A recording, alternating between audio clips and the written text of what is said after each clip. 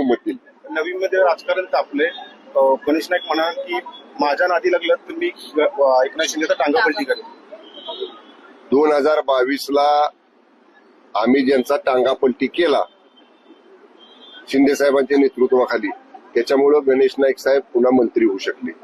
2022ला जर आम्ही शिंदे साहेबांच्या नेतृत्वाखाली 50 आमदारांनी भूमिका घेतली नसती तर हे सरकार त्यावेळेचं येऊ शकलं नसतं.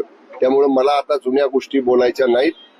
शिंदे साहेबांचा टांगापलटी करायच्या गोष्टी लांब राहिल्या. गणेश नाईक साहेबांना म्हणावं, आम्ही जे कार्यकर्ते आहोत शिंदे साहेबांचे, त्यांचा टांगा आधी पलटी करून दाखवा.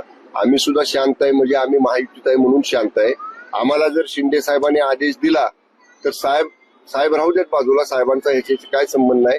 आम्हीच गणेश नाईकांचा टांगा कुठं फरार करू ते त्याला सुद्धा कळणार नाही. ते म्हणाले की बीजेपीने जर मला सपोर्ट केला तर मी त्यांचा टांगापलटी करेन. म्हणजे जर तरच आहे.